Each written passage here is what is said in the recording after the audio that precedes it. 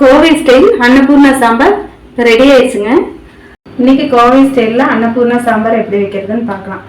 அதுக்கு தேவையான பொருட்கள்: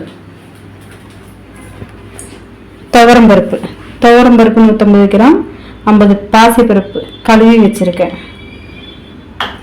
2 தக்காளி, ஒரு பெரிய வெங்காயம், கால் மூடி தேங்காய். மசாலாக்கு 1 ஸ்பூன் மல்லி, 4 காஞ்ச மிளகா, 1 ஸ்பூன் உளுந்து, 1 ஸ்பூன் துவரம்பருப்பு, 1/2 ஸ்பூன் ஜீரகம், மஞ்சத்தூள் கொஞ்சம், சாம்பார் தூள் 2 ஸ்பூனு, மல்லித்தூள் 2 ஸ்பூன். அப்புறம் சாம்பாருக்கு காய் நான் முருங்கைக்காயும் 1 உருளைக்கிழங்கும் போட்டிருக்கேன். அதோட கொஞ்சம் வெங்காயம், 1 வெங்காயம். இதில் வேறு ஏதாவது காய் வேணால் நீங்கள் சேர்த்துக்கலாம். பீன்ஸோ, கேரட்டோ, கத்திரிக்காய், இந்த மாதிரி காயெல்லாம் உங்களுக்கு வேணால் போட்டுக்கலாம். நம்ம இப்போ இந்த பருப்பை வேக வச்சிடலாம். பருப்பை குக்கரில் போட்டு 1 செம்பு தண்ணி ஊற்றி வேக வச்சிடலாம். பருப்பு நல்லா வெந்துருச்சு.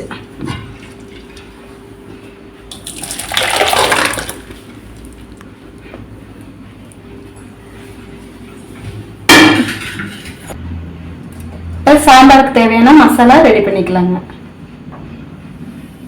வடச்சட்டி வச்சு கொஞ்சம் ஆயில் விட்டு மல்லி, சீரகம், பருப்பு, உளுந்து, வரமிளகாய் இதெல்லாம் இதோட சேர்த்து நல்லா வறுத்துக்கலாம்.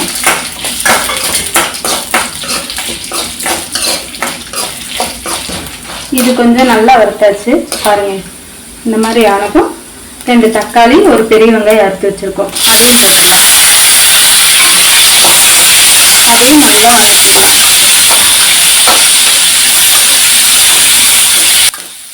பாருங்க, இந்த அளவுக்கு நல்லா வறுத்ததும் கொஞ்சமாக வணங்கினா போதும். தக்காளி வெங்காயம்னா ரொம்ப வணங்கணும்னு அவசியம் இல்லை, கொஞ்சம் வணங்கினா போதும். இப்போ நம்ம 1/4 மூடி தேங்காய் எடுத்து வச்சுருக்கோம், அதையும் இதில் சேர்த்துடலாம்.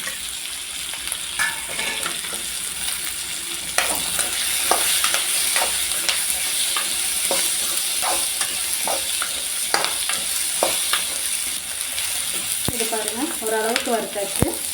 இதை இறக்கி வச்சிடலாம். அதை ஆறட்டும். மசாலா ஆறுறதுக்குள்ள நம்ம சாம்பாருக்கு ரெடி பண்ணிடலாம். இப்போ தாளிக்கிறதுக்கு கொஞ்சம் எண்ணெய் ஊற்றிக்கலாம். எண்ணெய் காஞ்சிருச்சு. காஞ்சதும் 1/4 டீஸ்பூன் வெந்தயம், 1/4 டீஸ்பூன் ஜீரகம் இதோட போட்டுடலாம். போட்டுட்டு 1 உருளைக்கிழங்கு, 2 முருங்கைக்காய், 1 பெரிய வெங்காயம் அறுத்து வச்சிருக்கோம் இல்லையா, அதையும் நம்ம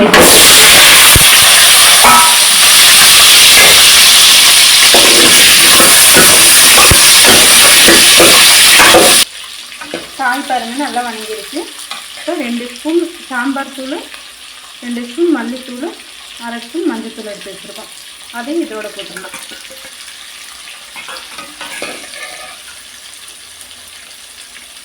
தேவையான அளவு உப்பு அதையும் இதோட சேர்த்துக்கலாம். அதையும் நல்லா வதக்கி வச்சுட்டு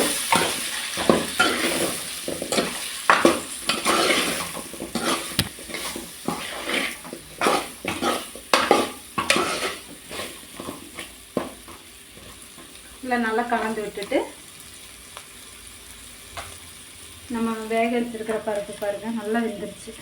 அந்த பருப்பையும் இதில் சேர்த்துக்கலாம்.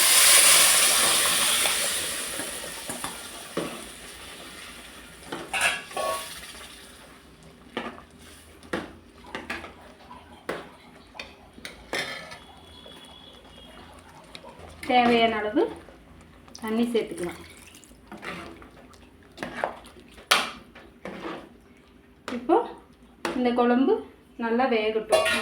காய், சாம்பார், பச்சை வாசனை எல்லாம் போகிற அளவுக்கு நல்லா வேகட்டும், நல்லா கொதிக்கட்டும். இப்போ காய் நம்ம சாம்பார் வேகிறதுக்குள்ள மசாலாவை நல்லா அரைச்சிருவோம். வணக்கி வச்ச மசாலாவெல்லாம் நல்லா ஆறிடுச்சு. இப்போ அதை அரைச்சிடலாம். இப்போ மசாலாவை நல்லா மிக்சியில் அரைக்கிறத விட நம்ம அம்மியில் அரைச்சி குழம்பு வச்சா இன்னும் நல்லா டேஸ்ட்டாக இருக்கும்.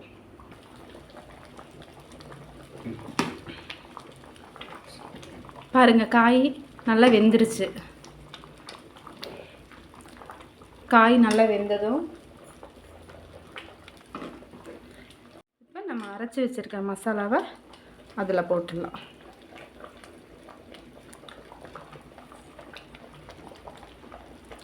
உங்களுக்கு எவ்வளோ குழம்பு வேணுமோ அவ்வளோ மசாலா ரெடி பண்ணிக்கலாம்.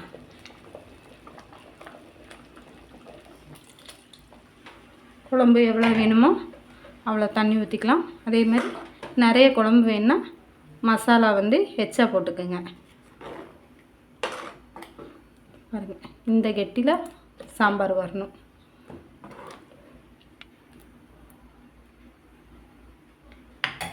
பாருங்கள், குழம்புல நல்லா பச்சை வாசமெல்லாம் போயிடுச்சு. இப்போ கொஞ்சம் மண்டை வெல்லம் சேர்த்துக்கிட்டா சாம்பார் இன்னும் சூப்பராக இருக்கும். மண்டை வெல்லத்தை போட்டு நல்லா கலக்கி விட்டுருங்க. சாம்பார் கொதிச்சிட்ருக்கு. இப்போ தாளிக்கிறதுக்கு ரெடி பண்ணிடுவோம்.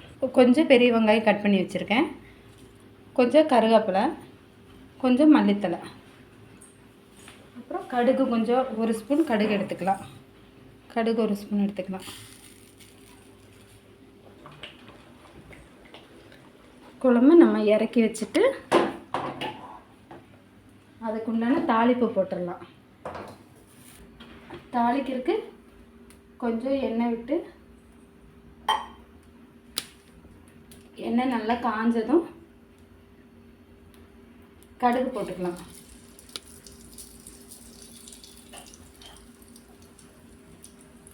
கடுகு நல்லா வெடிச்சதும்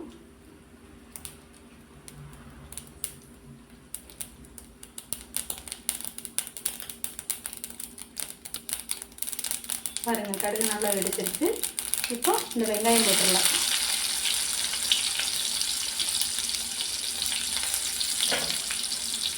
வெங்காயம் பொன்னிறமாக வறுத்துக்கணும். பாருங்கள், வெங்காயம் நல்லா பொன்னிறமாக வறுத்துட்டோம். இப்போ கருவேப்பிலையும் மல்லித்தலையும் இதில் போட்டுருவோம். போட்டுட்டு நல்லா வதக்கிக்கலாம். பாருங்கள், இது நல்லா நம்ம வதக்கிட்டோம். இப்போ இதை சாம்பாரில் போட்டுடலாம்.